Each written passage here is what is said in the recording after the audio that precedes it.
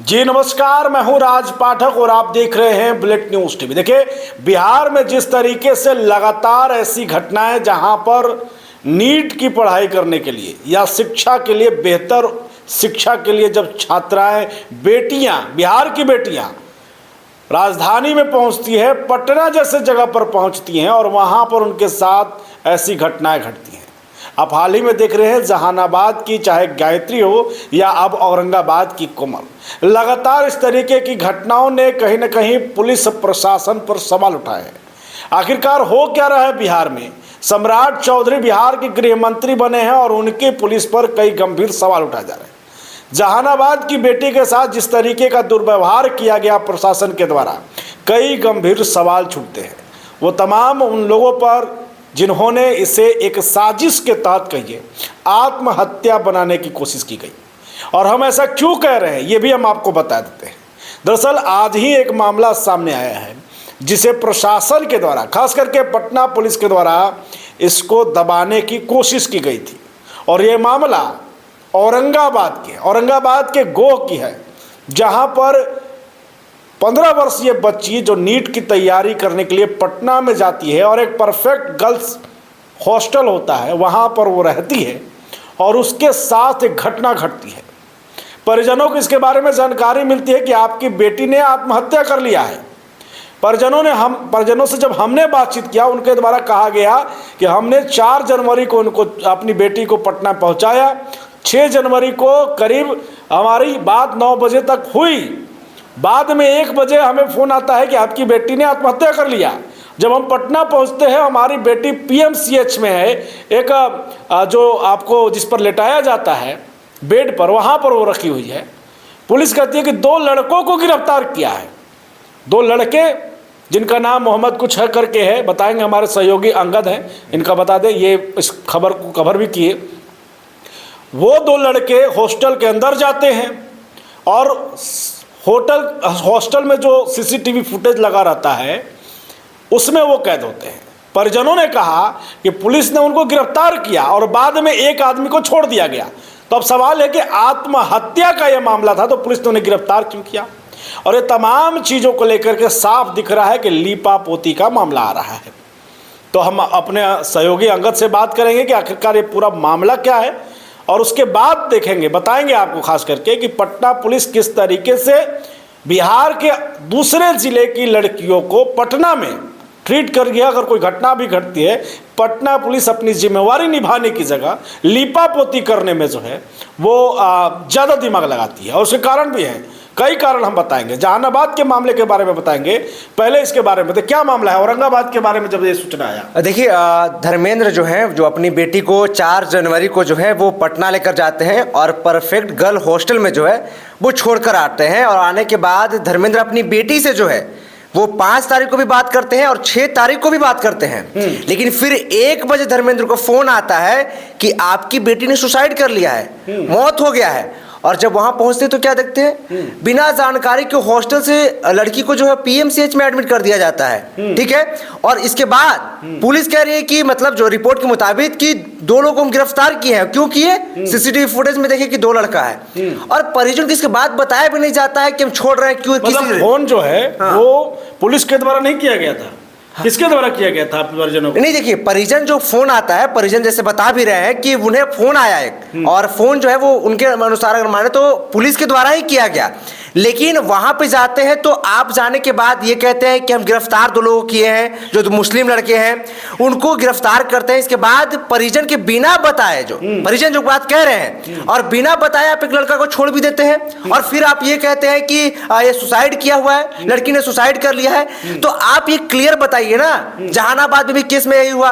Police direct कैसे कह सकती है, ना पोस्टमार्टम रिपोर्ट आया ना कुछ हुआ, लेकिन आप डायरेक्ट कैसे कह सकते हैं कि ये सुसाइड किया हुआ है? जहानाबाद में भी केस में भी, जबकि ये दिख रहा है कि सीसीटीवी फुटेज में 2 लड़के जा रहे हैं। परिजन ये कह रहे हैं कि हमें भी जो है वो अनुमति नहीं मिलता है अंदर जाने का, लेकिन तो लड़के कैसे रूम में घुस जा रहे हैं? हाँ, सवाल तो यही है ना कि गर्ल्स हॉस्टल है, वहां पे लड़कियां हैं, और जब उनके पेरेंट्स आते हैं तो उनको भी एंट्री नहीं होता है, ऑफिस में बैठाया जाता है, केबिन में बैठाया जाता है। इसके बाद वहां पे लड़कियां आती है जिनसे मिलना होता है और बातचीत होता है।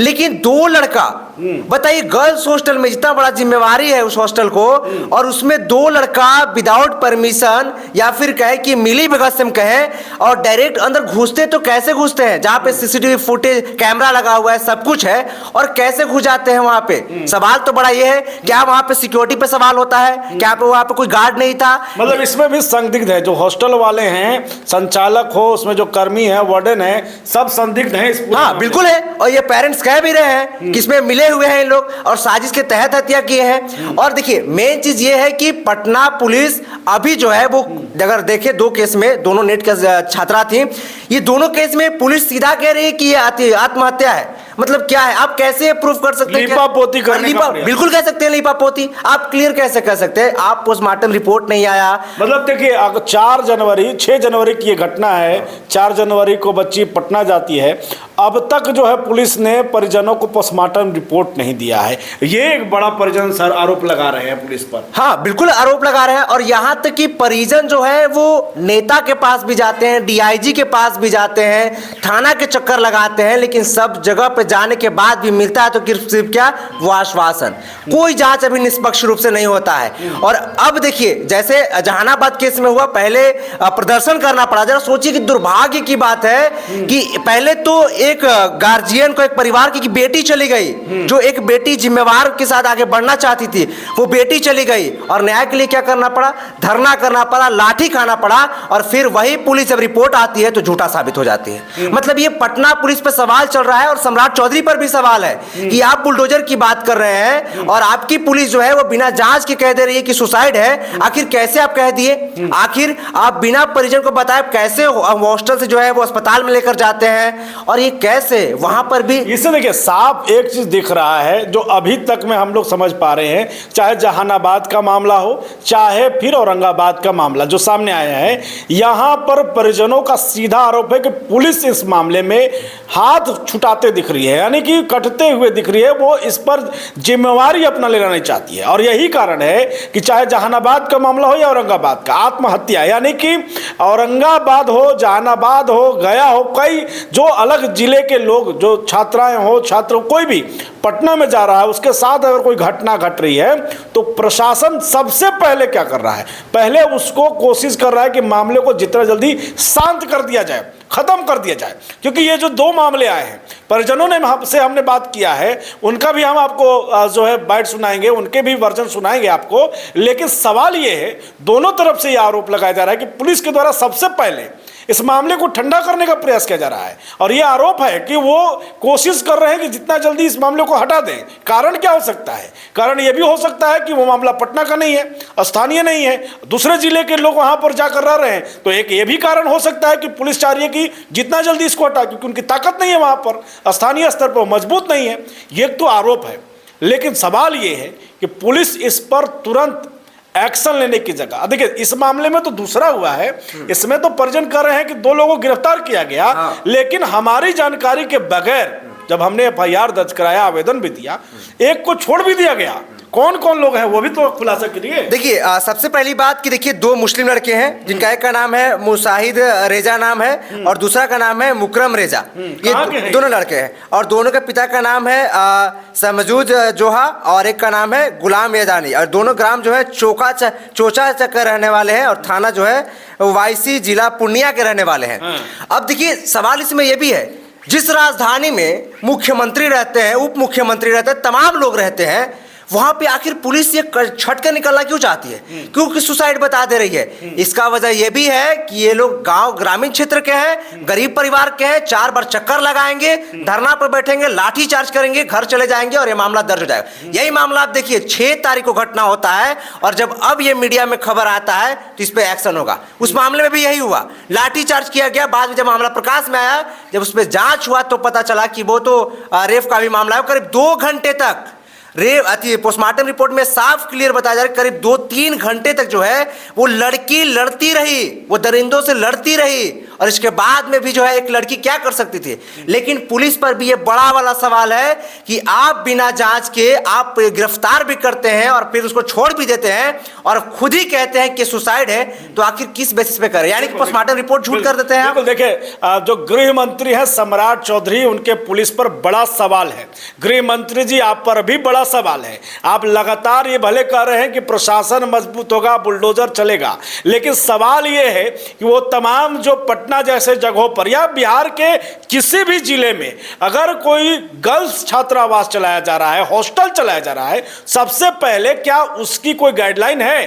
क्या उसका कोई लाइसेंस है? क्या कोई भी चला सकता है? सवाल ये है, क्या पुलिस के द्वारा उसके बारे में, उस हॉस्टल के बारे में जानकारी लिया जाता है? हर महीने को ये मिलता है कि होटल में जाकर के पुलिस जो है वो गश्ती करती है, जानकारी लेती है कि कौन कहाँ ठहरा है। कोई बड़ा वीआईपी जब मूवमेंट होता है तो जिले जिले में पुलिस की एक्टिविटी बढ़ जाती है, होटल, हॉस्पिटल। लेकिन सवाल ये है कि अब क्या पटना जैसे शहर जो राजधानी है बिहार का, वहां अगर ऐसे हॉस्टल चलेंगे, चाहे प्रभात की बात करें हम, प्राइवेट जो गर्ल्स हॉस्टल की बात की जाए, या फिर आपको शंभू हॉस्टल की बात की जाए, ऐसे हॉस्टल जो दिन दहाड़े इस तरीके की घटना को अंजाम दे रहे हैं, अपराध में इन लोग शामिल हैं, उसके बावजूद अगर पुलिस उस नजरिए से न देख करके सबसे पहले ये कोशिश करे कि परिजनों को समझा करके आत्महत्या का दे दें। परिजनों का बाइट हम आपको सुनाएंगे, आप हमारे साथ जुड़े रहिए। आपको हम बता दे रहे हैं कि परिजनों ने साफ कहा है कि 6 जनवरी की घटना है और आज 19 तारीख हो गया है, अब तक पोस्टमार्टम रिपोर्ट नहीं आया है। उसके बाद उन्होंने कई जगह आवेदन दिया, डीजीपी हो, बिहार के मुख्यमंत्री हो, या फिर गृह मंत्री हो, स्थानीय स्तर पर कहें जिला आपको पुलिस अधीक्षक हो, तमाम लोगों को, थाना को, सबको सूचना दिया गया। उसके बावजूद इस पर कुछ नहीं हुआ। ये कहिए कि इसके बारे में जब चर्चा जहानाबाद की घटना के बारे में हो रही है, इसके बारे में चर्चा होने लगी, सवाल उठने लगे, और सवाल हम भी पूछते हैं कि वैसे हॉस्टल संचालकों पर कार्रवाई कब होगा? लाइसेंस को लेकर के कब गाइडलाइन बनेगा? क्या कोई भी चला सकता है? सवाल ये है, क्या कोई भी हॉस्टल चला सकता है? तमाम छात्राएं जो नाबालिग हैं, बच्ची पढ़ने जाती हैं, वो किसी जिम्मेवारी के साथ कहीं रहती है, बड़ी जिम्मेवारी लेकर के वो पढ़ने जाती है। ऐसे भी बिहार में अभी भी शिक्षा को लेकर के कितना कुछ संघर्ष करना पड़ा है लड़कियों को। उसके बावजूद अगर इस तरीके की घटनाएं घटेंगी तो बिहार में सबसे पहले लड़कियों का मनोबल टूटेगा। तो सवाल तो यही है, और इस घटना को लेकर के तमाम परिजन सवाल कर रहे हैं। अब देखना ये होगा अंगद कि इस पर पुलिस प्रशासन जो है इस मामले में भी, चूंकि जहानाबाद का मामला तो हाई फाई हो गया, एसआईटी की टीम की गठन भी हो गई, जांच भी हो रहा है और उसका खुलासा भी होगा। उसका भी अभी पोस्टमार्टम रिपोर्ट को लेकर के जो बाकी चीज़ें हैं, जो डीएनए वगैरह रिपोर्ट भी उसके भी आने हैं। लेकिन अब इस मामले में भी देखना होगा। और ये औरंगाबाद की जो घटना है सिर्फ यही मामला नहीं है। इस वीडियो के माध्यम से हम ये तमाम वैसे अधिकारियों को और तमाम जिम्मेवार लोगों को बताना चाहते हैं कि ये घटना किसी भी जिले की या कहीं की भी हो सकती है। लेकिन अगर आप अभी सतर्क नहीं हुए, कैसे लेकर के अभी तक कहीं दिखा आपको कि कोई हॉस्टल में छापेमारी हो, पुलिस प्रशासन बहुत एक्टिव हो गया हो, जांच करो, कहीं दिख रहा है? यही तो सवाल है ना कि आप बहुत जगह पे जाते हैं दूसरी चीजों के लिए, पार्क में चले जाएंगे कभी कभी देखने के लिए, लेकिन जब आपको पता है कि वहां पे गर्ल्स रहती हैं, जरूरी थोड़ी है कि जब स्टार्टिंग में जब नाबालिग गर्ल्स हैं, बहुत सारी बच्चियां सुबह से अच्छे एजुकेशन के लिए पढ़ने जा रही हैं। अब देखिए, जब जरूरी थोड़ी कि जब बच्चे वहां पे रुके स्टार्टिंग टाइम में कोई दिक्कत ना हो तो बीच में दिक्कत नहीं हो सकता है। आप पता कीजिए ना, आपके पास 10 फोर्स नहीं है, कितना मिनट लगेगा आपको? 1 घंटा लगना है एक अस्पताल हॉस्टल में जाने के लिए। आप पता कीजिए, वहां के बच्चों से पूछिए ये आपको कोई दिक्कत तो नहीं है, परेशानी तो नहीं है, आपको कोई छेड़ता तो नहीं है। लेकिन ये सब तो करने के लिए कुछ नहीं है इन लोग को। लेकिन बस हाँ ये है कि सुसाइड कर लिए हैं और सुसाइड केस होगा और केस को क्लोज कर दिया गया, यही सिर्फ है। और राजधानी में इससे पता है कितने पेरेंट्स का ना सपना टूट जाएगा, कितनी लड़कियों का सपना टूट जाएगा। जाने से डर लगेगा कि अगर जाएंगे वहां पे तो कब क्या होगा। ये प्रशासन पे सवाल है, मुख्यमंत्री बड़ा सवाल है, और सवाल हम भी पूछेंगे। और इस घटना को लेकर चाहे औरंगाबाद हो, जहानाबाद हो या कहीं की भी, ये दोबारा नहीं होना चाहिए। और प्रशासन इस पर कितना एक्टिव होकर के छापेमारी कर रही है, हॉस्टल को लेकर के, उसके लाइसेंस को लेकर के, उसके व्यवस्था को लेकर के कितना एक्टिव है। सीसीटीवी फुटेज वो चालू है कि नहीं, ये कौन देखेगा? प्रशासन देखेगी। प्रशासन को इसकी जिम्मेवारी लेनी पड़ेगी। और हम भी इस तरीके के सवाल आपसे पूछते रहेंगे जब तक आप अपनी जिम्मेवारी के साथ इस पर काम नहीं करेंगे। लगातार आपको अपडेट हम देंगे, आप देखते रहिए हमारे साथ बुलेट न्यूज़ टीवी।